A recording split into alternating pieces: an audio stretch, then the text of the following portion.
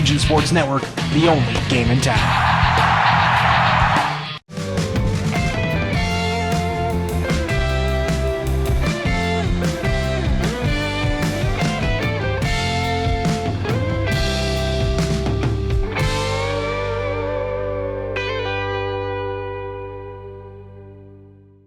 Hello, folks, and welcome into Region Sports Table Talk, live at Catch Table and Tap in Merrillville. I'm Joshua Lepowski, alongside Chris Ramirez and Doug Ashenbaugh, and the man of the hour, Roy Richards, the new head coach of Portage High School. So, Roy, thank you so much for joining us here today. Hey, thanks for having me. It just sounds good having you say that. I love the way it sounds. Yes, absolutely. And, before we were on camera here tonight, you, Doug, and Chris were just having, this entire discussion about, you're a guy that has a lot of history in the region. You had a ton of success at Morton. You coach at East Chicago as well. So I'm just, tell me, what is it like to be back being a head coach again, and kind of what's it like to reminisce with some of these guys about the glory days, and to know you have some more upcoming?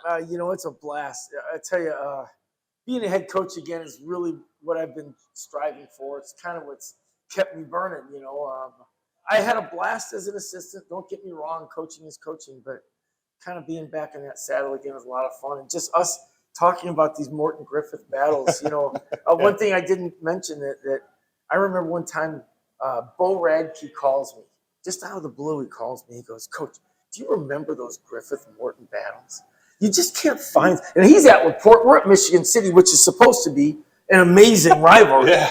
And he says, "You just don't get those rivalries anymore." And I'm parting wants to laugh and say, "Oh, you're at LaPorte. We're at Michigan City." But he's right. There was just something about that every year. Are we going to knock Griffith off? Is this the year we get Griffith?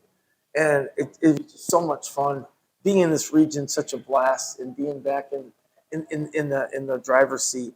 Guys, I'm having the time of my life. I want to hear, what was it like to be coaching against Doug Ashenbaugh? Yeah, you're saying right now, right? Doug Ashenbaugh over here, number 41, the big fullback for the Griffith Panthers on that team. He was a load. 05, 06, and 07. He was a load. Let me tell you. They had so many good players, and then you got the monster at fullback. So it was Appreciate tough. that, Coach. Yeah, it was tough.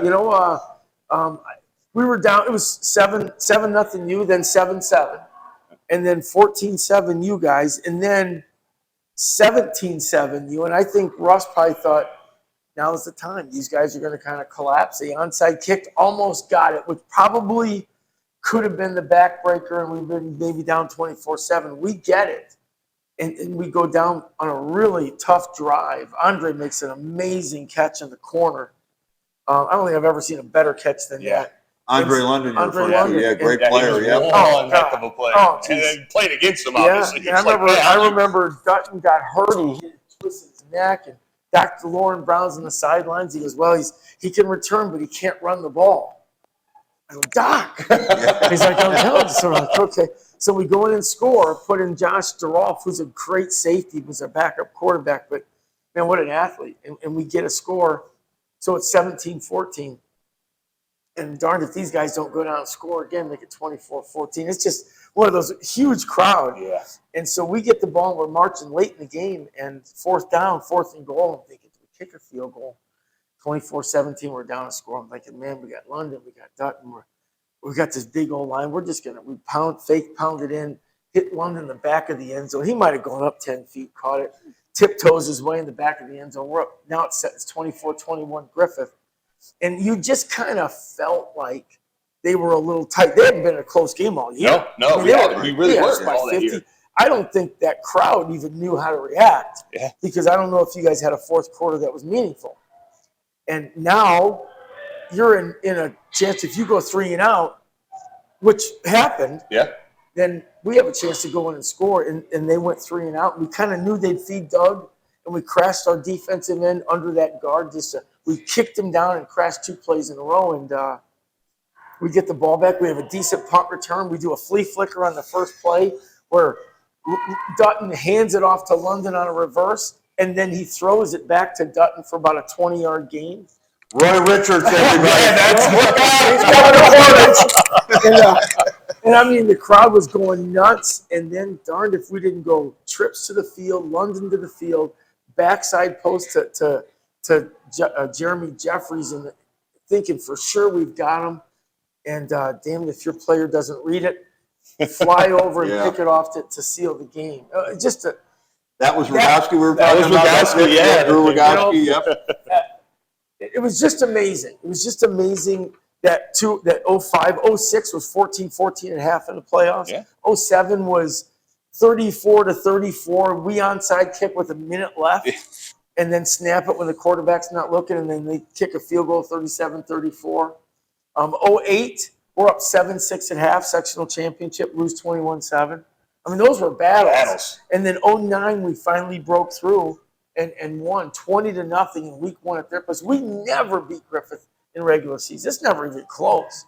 And so that kind of where the gauntlet was thrown down, and then it went from admiration to I'm so pissed at you, I'm going to get you back, and then it just turned into more great. I mean, I think Russ's last game with Griffith was us in the sectional championship.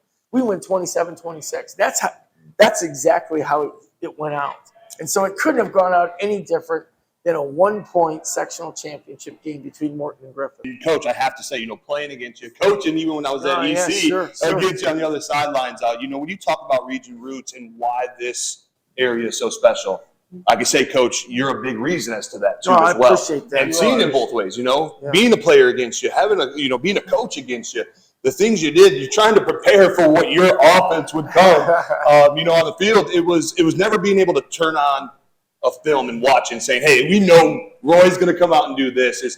You utilize the athletes, you utilize what you had with so many different formations and motions. We were talking about it.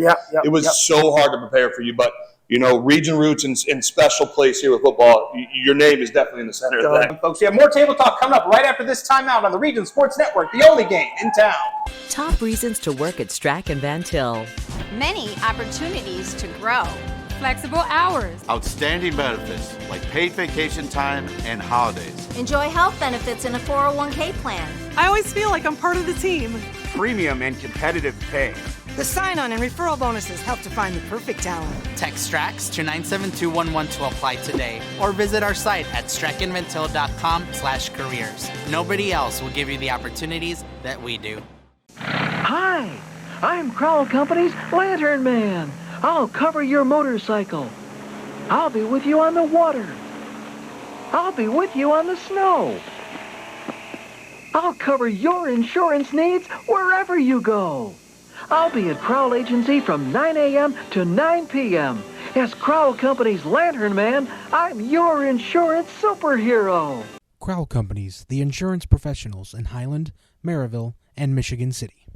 Hello, folks, and welcome back into Region Sports Table Talk, live at Catch Table and Tap in Merrillville. Josh Lepowski alongside Chris Ramirez, Doug Ashenbaugh, and the man of the hour, Roy Richards, the new head coach of Portage football. And, Coach, you spent your last few seasons in the Duneland at Michigan City under Phil Mason. So, Coach, just tell me, broad strokes, what was that experience like for you?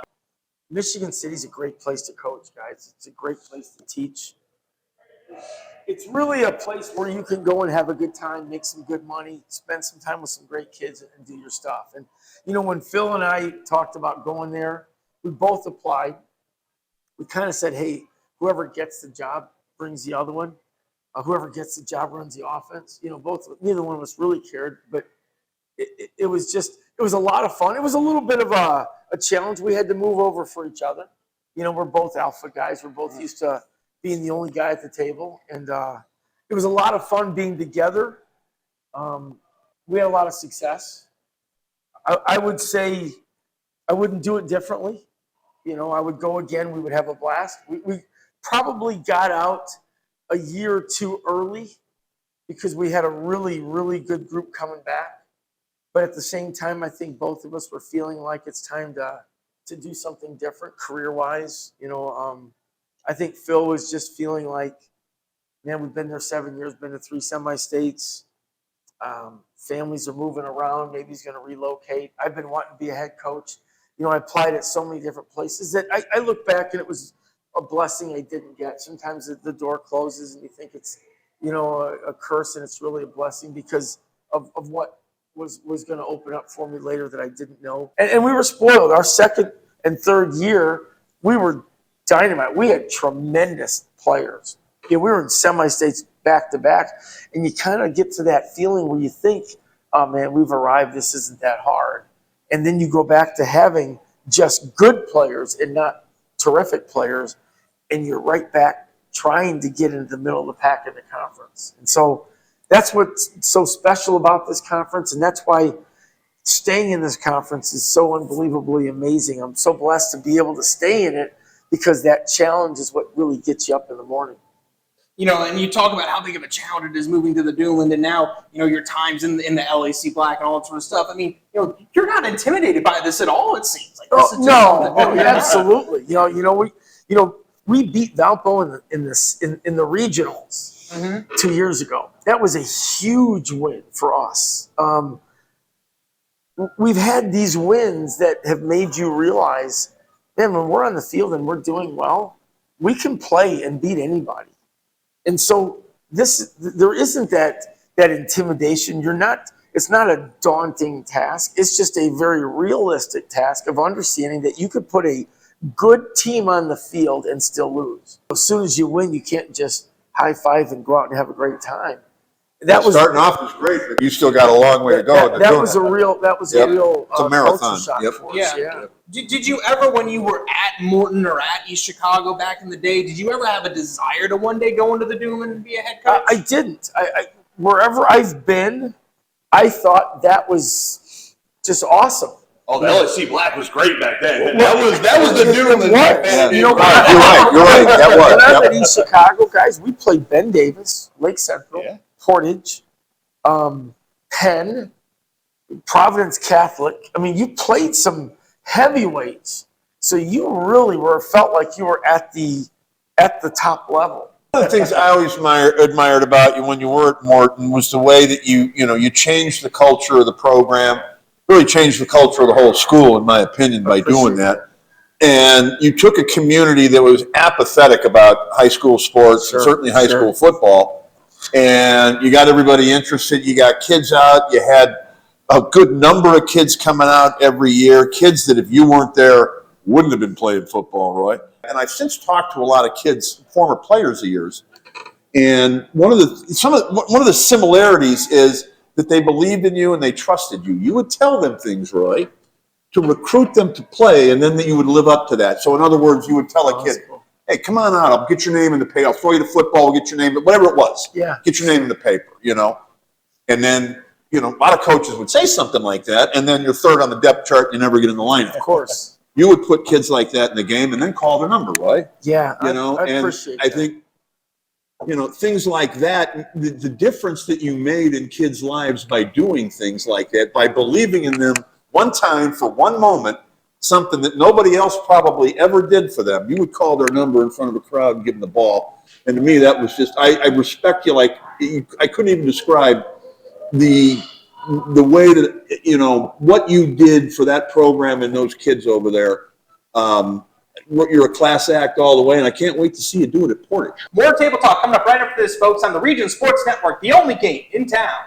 With electrical services from Economy Electric Heating and Cooling, you can radiate the perfect amount of light and energy into your home. From rewiring and code upgrades to ceiling fans, lighting, security, and more, Economy Electric Heating and Cooling's trained electricians will make sure you can enjoy your home on full power all the time. For a free estimate on electrical work, call Economy Electric Heating and Cooling at 219-923-4441, and you can visit them on the web at 4ajobdoneright.com. That's the number 4ajobdoneright.com. Develop skills that will last for a lifetime with an apprenticeship with the Bricklayers and Allied Craft Workers Local 4, Indiana, Kentucky. The apprenticeship and training program is committed to developing highly skilled bricklayers, terrazzo workers, and ceramic tile setters to provide the construction industry with the best hands in the business. If you are currently working non-union and want better pay with benefits, or if you think learning a new skill with a paid apprenticeship while you earn your associate's degree is the right path for you, visit baclocal4.org/training to learn more about the apprenticeship program. Are you built to succeed?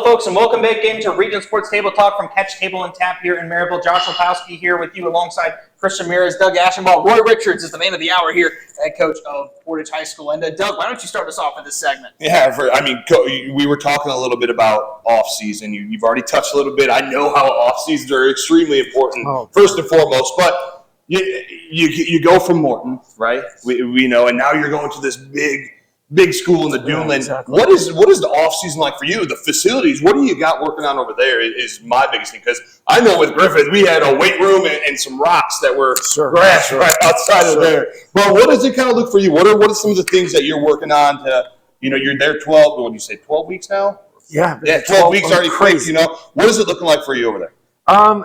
It's not a lot different in the fact that, the people at Portage have been great. I'm in the weight room all day. So I just get weight room class after class, and not as many kids on the team in the class as I'd like, but man, they're amazing in helping me change that, and we'll figure that out. But I will be honest with you.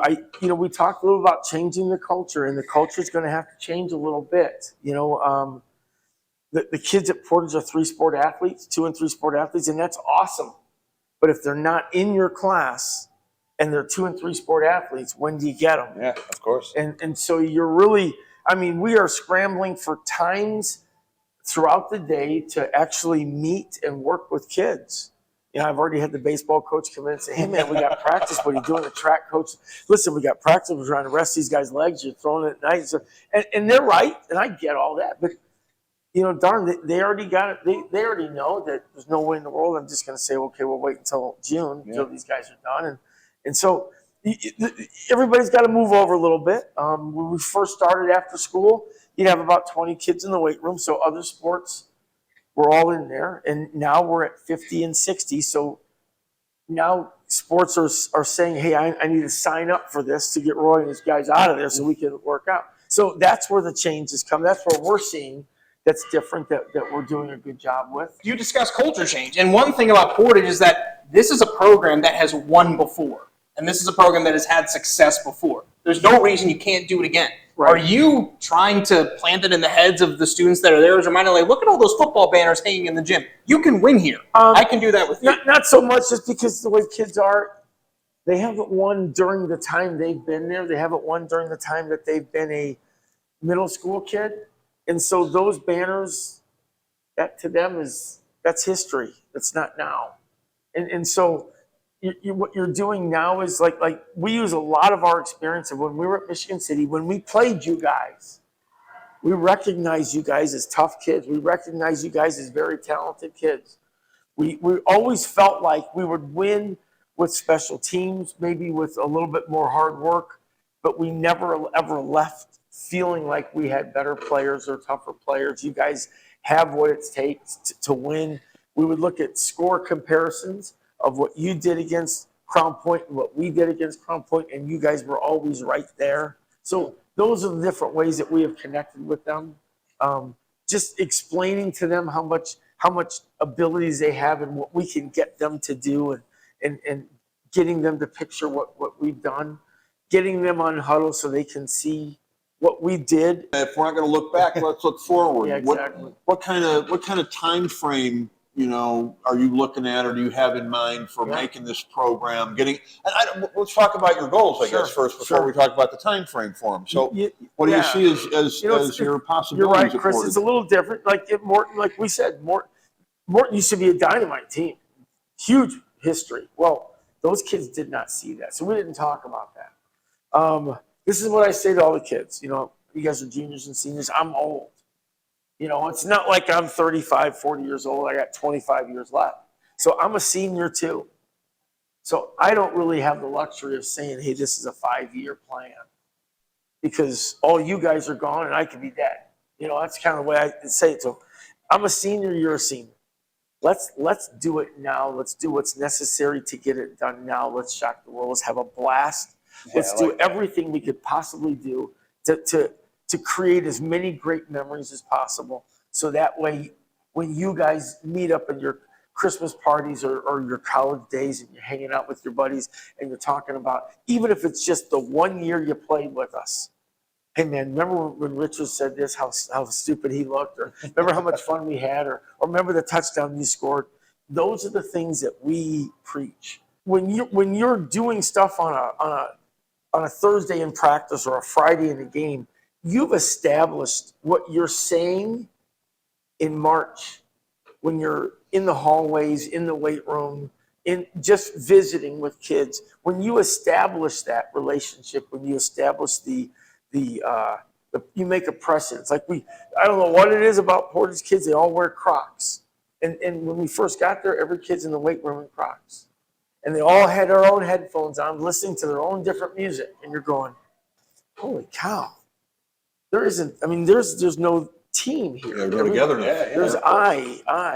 And no kid understands that. They didn't mean it. They weren't ignoring It's all people. they've known for a while. That's what they've known. That's what they've done. I think they're just happy they were there. And so we're establishing things, and we're establishing, okay, now we've gotten rid of the Crocs and no one's wearing the headphones, and I'm cranking the music and it's my music. If you don't like it, guess what? That's just too goddamn Keep lifting bad. it. Keep lifting it. Coach, for the next segment, we're going to talk a little about some of the faces and some of the guys that are going to be putting on that Portage uniform next year, and some of the guys that you're excited about, and kind of what you're anticipating from this team next season.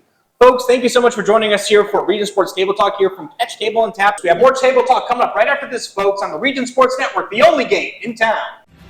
Thinking about what to do after high school? Consider a career with Boilermakers Local 374. As a Boilermaker apprentice, you'll earn while you learn. We offer excellent wages and benefits, and as part of our no-cost hands-on apprenticeship program, you'll learn from the best in state-of-the-art training centers and on the job. Become a union Boilermaker and get on your way to a great career. Find out more, visit www.local374.org or call 219-845-1000. From schools to stadiums, hospitals and bridges, everywhere you look, union carpenters are building Indiana. With jobs and skilled trades in high demand, there's never been a better time to start building your future. As an apprentice, you'll earn a debt-free college degree, earn while you learn, and receive great benefits like healthcare and retirement. So what are you waiting for? Visit carpenters.com to learn more. Visit carpenters.com and start building your future today.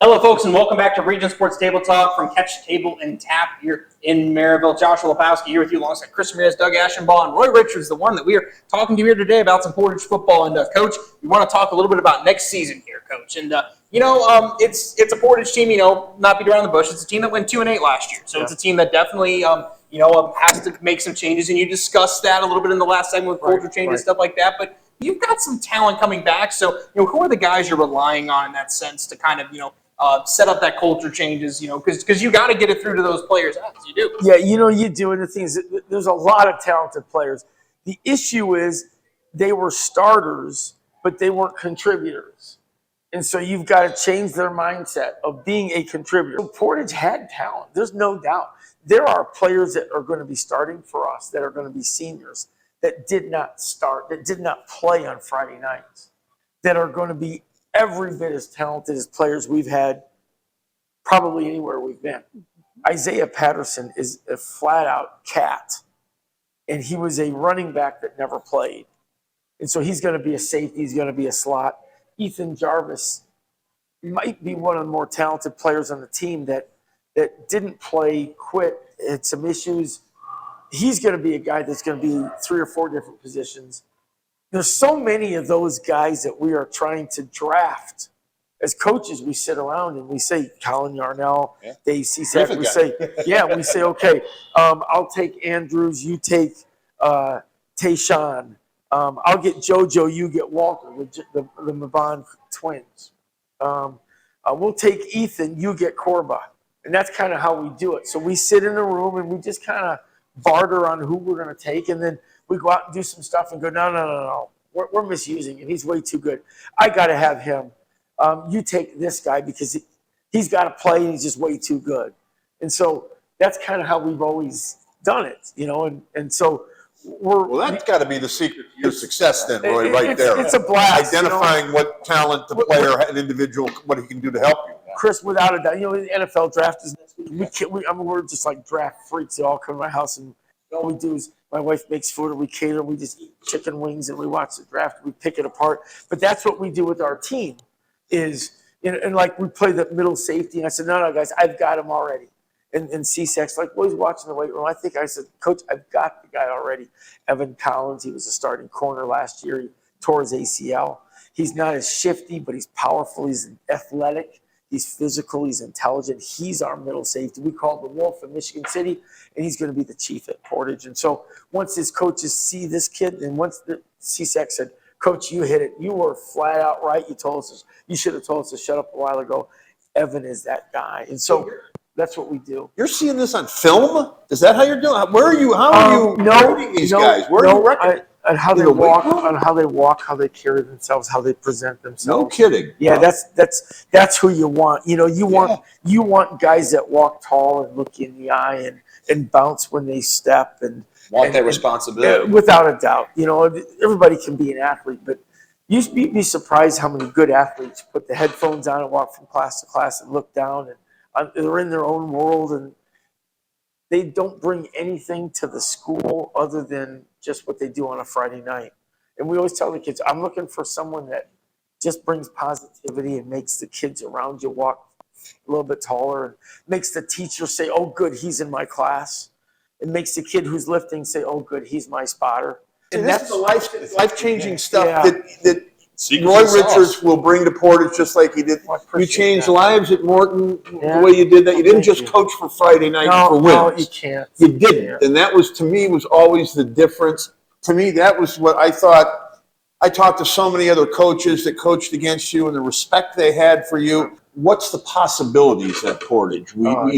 Is the ultimate prize for any program is to win the state title. Sure. Is that something that you feel is capable at Portage High School? I definitely feel it's capable. I absolutely know it's capable. I don't know if it'll happen while I'm there, but I truly believe the seed that's being planted and the way it's going about, the kids that we are dealing with are going to at some point in time hold up a trophy. And whether I'm the guy standing in the picture or not, that's going to happen, and that's going to be an amazing day. Awesome. All right. Well, we love that. Let's close with that. Yeah, I mean, I thought we were going to spend the whole hour talking Griffith and Morton, so the Portage thing completely threw me. But it's all good. Well, Coach, thank you so much again for meeting with us today. I had a blast. I'm glad Coach, we had a blast talking to you. It's great that. to hear just your honesty, your openness about taking a new position, the challenges, and it's obvious that you're really building it, man. And we're all very excited to see when y'all drop back out there on a Friday night once again very soon. I appreciate that. Yes, folks, thank you so much for tuning into this episode of Region Sports Table Talk from Catch Table and Tap here in Merrillville. We want to give some thank yous to everybody that was involved in this. Nathan Laird, our coordinating producer, our producer tonight, Claude Martinez, who is walking around, messing with all the cameras, and just doing great work here tonight. And a big thank you to my co-hosts, Chris Ramirez and Doug Ashenbaum, of course, to Roy Richards as well. And, of course, a big thank you once again to Catch Table and Tap for hosting us and letting us record here live at Catch Table and Tap. Folks, we hope you have a good evening, folks, from the Region Sports Network, the only game in town.